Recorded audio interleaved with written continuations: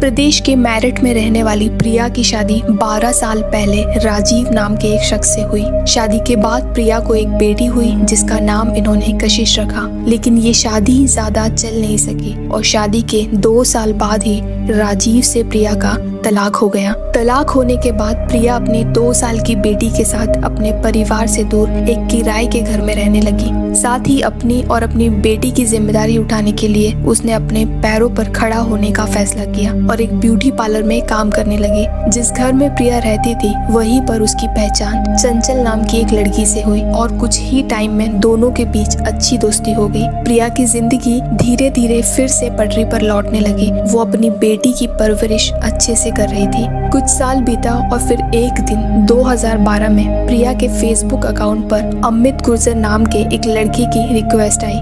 प्रिया ने उसकी friend request accept की और धीरे धीरे फेसबुक पर ही प्रिया की अमित गुर्जर से अच्छी दोस्ती हो गई। शुरुआत में दोनों के बीच फेसबुक पर बातें हुई और फिर मैसेंजर पर बातें होने लगी और कुछ टाइम के बाद दोनों ने एक दूसरे के साथ फोन नंबर एक्सचेंज किया और लगभग अब हर दिन उन दोनों के बीच बातचीत होने लगी। सिलसिला यूं ही चलता रहा और एक दिन मेरठ के परतापुर का रहने वाला अमित प्रिया से मिलने आता है। प्रिया ने अमित को बताया कि वो एक तलाकशुदा महिला सिंगल पेरेंट है, यानी उसकी एक बेटी है। उसने अपने बारे में कई बातें थी जो अमित को बताई। इधर अमित को भी उसकी इन बातों से कोई आपत्ति नहीं थी और उसने प्रिया के पास्ट को एक्सेप्ट किया और उसे विश्वास दिलाया कि वो अभी भी उसके साथ है। कुछ टाइम तक ये सिलसिला यूं ही चलता रहा और अक्सर प्रिया से मिलने वो आता रहता। वो साथ में शॉपिंग करते, रेस्टोरेंट खाना खाते और अब कुछ और टाइम बीतने के बाद एक दिन अमित और प्रिया शादी करने का फैसला करते हैं। प्रिया को भी लगने लगा था कि उसकी जिंदगी में एक नया खूबसूरत मोड़ आया है और वो उसे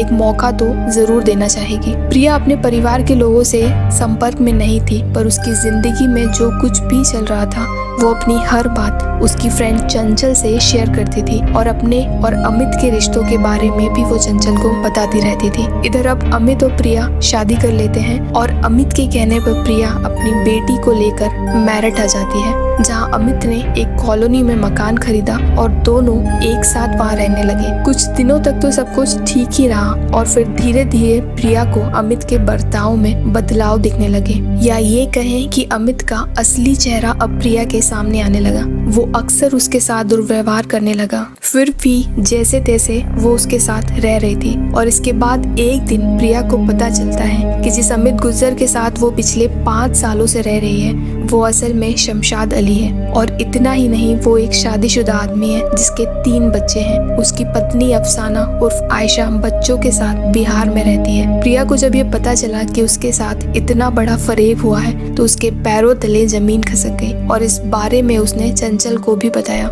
इस बात को लेकर शमशाद और प्रिया के बीच में काफी विवाद हुआ। प्रिया ने यहाँ तक भी कहा कि यदि शुरुआत में ही उसने अपनी असलियत उसको बताई होती तो शायद वो तब भी उसके साथ रहती और उसको इस धोखे में रखने की उसे जरूरत नहीं थी। वहीं दूसरी तरफ अब अपने और शमशाद के आपसी झगड़ों के बीच प्रिया ने शमशाद के साथ रिश्ता जारी रखने का फैसला किया, क्योंकि उसे डर था कि पहले भी उसका एक बार डिवोर्स हो चुका है और दोबारा अगर वो शमशाद से अलग हो जाएगी तो समाज और उसकी बेटी पर इसका क्या असर पड़ेगा। वो अपनी बेटी के भविष्य को लेकर भी डरी हुई थी और अपनी बेटी के लिए पिता का नाम चाहती थी और आखिरकार उसने शमशाद के साथ ही रहने का फैसला किया। प्रिया की जिंदगी में सब कुछ ठीक तो नहीं था, लेकिन फिर भी वो कोशिश करती रहती कि शायद टाइम रहते सब कुछ ठीक हो जाएगा। कुछ टाइम और बीता और एक दिन तारीख 28 मार्च को प्रिया का फोन अचानक ही बंद हो गया। दरअसल प्रिया और उसकी दोस्त चंचल के बीच में काफी फोन पर बातें होती थी और 28 मार्च के दिन जब चंचल ने प्रिया को फोन किया तो उसका फोन स्विच ऑफ था। उसने कई बार दोबारा उसे फोन करने की कोशिश की पर प्रिया का फोन कनेक्ट ही नहीं हो पाया।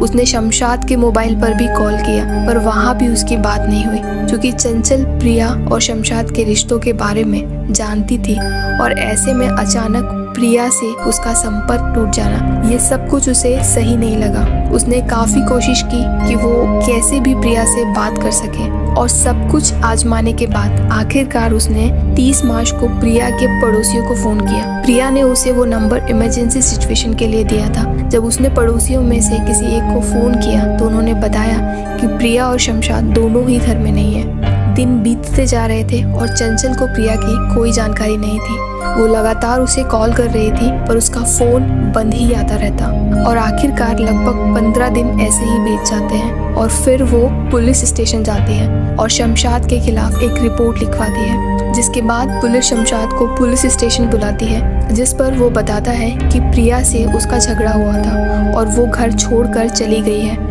और मुझे उसके बारे में कुछ मालूम नहीं। पुलिस भी शमशाद से ये बातचीत करने के बाद उसे छोड़ देती है। उन्हें लगता है कि ये घर के बीच का आपसी मामला है जो खुद ही सुलझ जाएगा, पर चंचल को उसकी बातों पर यकीन नहीं था क्योंकि वो पहले से उनके रिश्तों के बारे में जानती थी और अगर प्रिया घर छोड़कर भी गई है तो उसका फोन बंद क्यों है, उसने क्यों एक बार भी चंचल से बात नहीं की। ऐसे कई सवाल थे जो चंचल के मन में थे और कहीं ना कहीं उसे ये यकीन था कि शमशाद ने जो पुलिस को बताया है वो सब कुछ झूठ है। इसके बाद चंचल एक बार फिर पुलिस के कुछ बड़े ऑफिसर एसएसपी के पास जाती है और ये पूरी घटना उन्हें बताती है। इसके बाद ही पुलिस इस केस को गंभीरता से जांच करना शुरू करती है। सबसे पहले पड़ोसियों से पूछताछ, शमशाद और प्रिया की कॉल डिटेल चेक की जाती है। प्रिया का फोन आखिरी बार कहाँ इस्तेमाल किया गया था और कब बंद हुआ था। ऐसी तमाम छानबीन के बाद आखिरकार शमशाद को दोबारा उठाया जाता है और इस बार उसे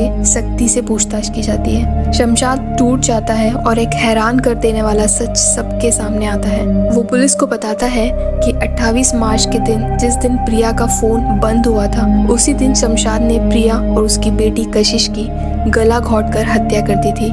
रोज की ही तरह दोनों के बीच किसी बात को लेकर झगड़ा हुआ।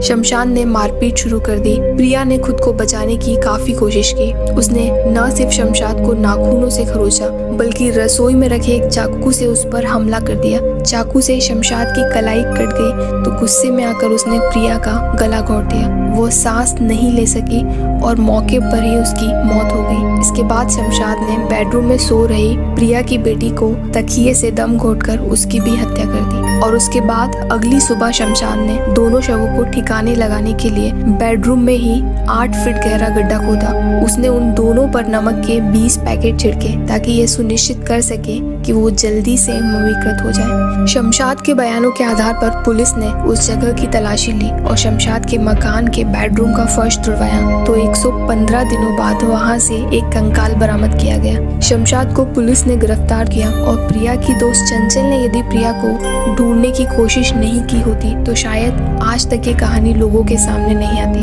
अगर आज की ये कहानी आपको पसंद आई है तो इसे लाइक जरूर करें। जल्दी ही मिलेंगे एक नई कहानी के साथ। अपना ध्यान रखें, अपनी फैमिली का ध्यान रखें। Thank you.